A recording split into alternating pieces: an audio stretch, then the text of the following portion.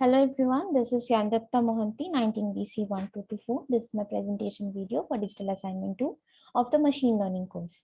And the aim of this assignment would be to implement a priori algorithm in RapidMiner software.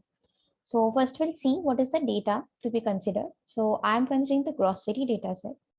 As you can see, this is not in the proper format as we need it.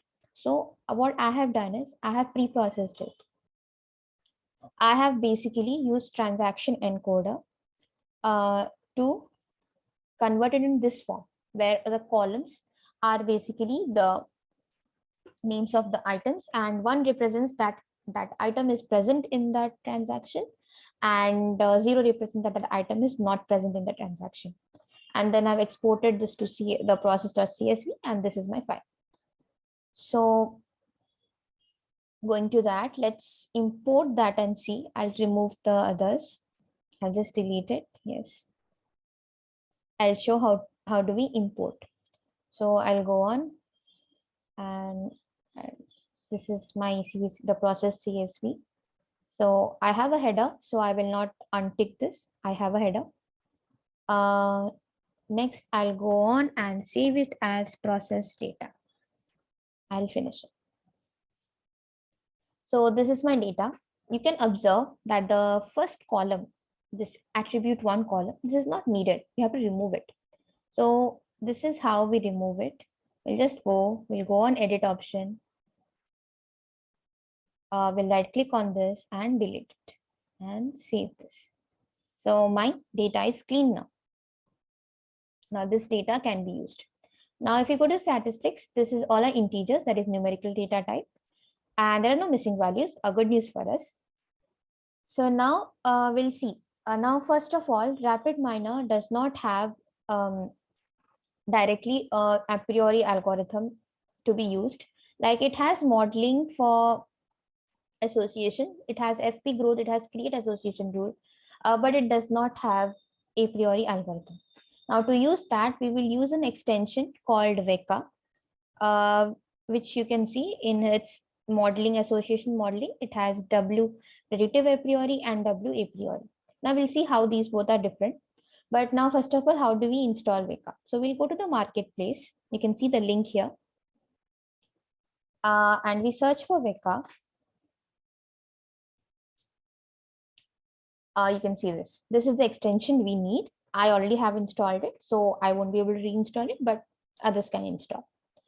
So this is how we install it. Now let's go, and to retrieve my data or to load my data, it's simple. Just drag and drop. Now let's directly use this W a priori. Before that, let's see what is this W a priori. We'll see the description, which is basically a class implementing a priori type algorithm. So let's directly use this and see what will be the output. We'll go through these parameters in a while. First, let's run and see what we'll get. So now see, we're getting an error that it says cannot handle numerical attributes. So we have to convert all the numerical attributes to binomial attributes. So let me search for numerical to binomial. I'll use this operator. Now I will again run this, leaving all the parameters as default. And you see, I get. So we will see how we set these parameters. And this is the best rules found under those parameters. So now how do we read these? So basically, the first rule means if coffee is present and cornflakes is present, then bread is absent. That means we are not, if the person is buying coffee and cornflakes together, it will not buy bread. Similarly, if the person is buying Coke, it will buy coffee, it will buy jam. If it is buying jam, then it will buy Maggi.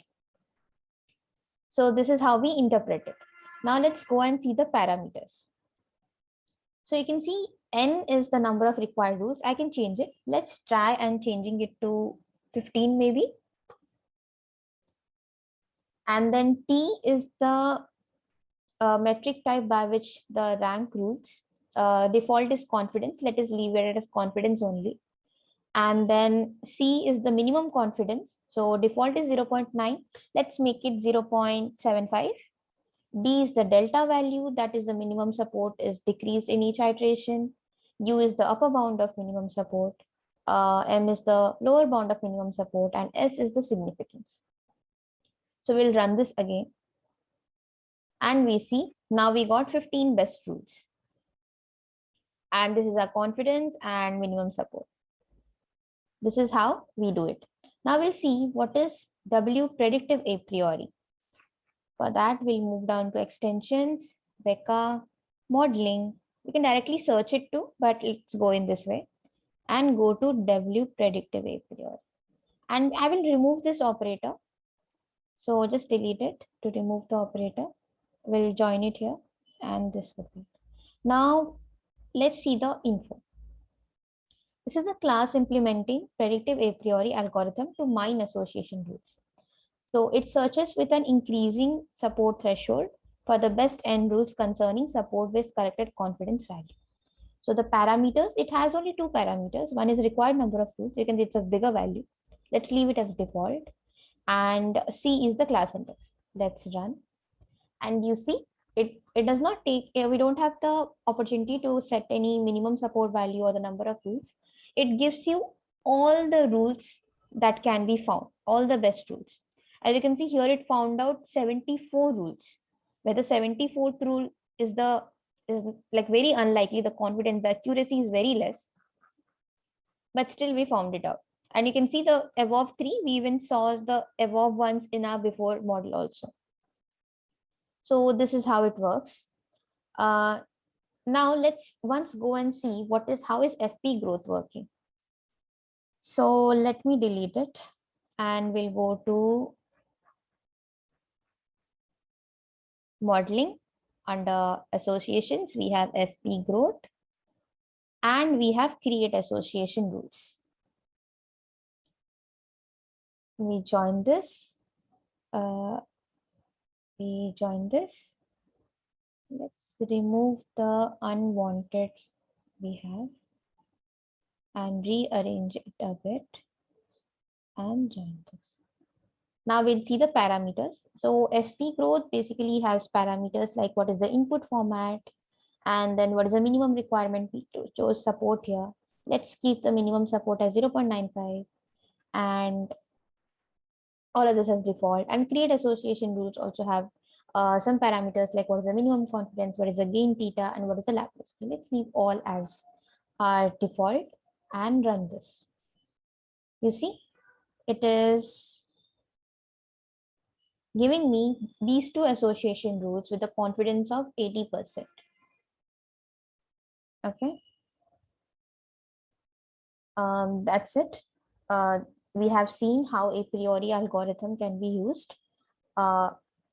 In real world scenario, a priori algorithm is time taking because it first creates data sets like 3 item set, 1 item set, 2 item set, and whereas FP growth is a tree method and it goes on faster than a priori algorithm in comparison. So that's it. We have seen how do we use a priori algorithm model in using Weka extension, and we have seen FP growth. Thank you.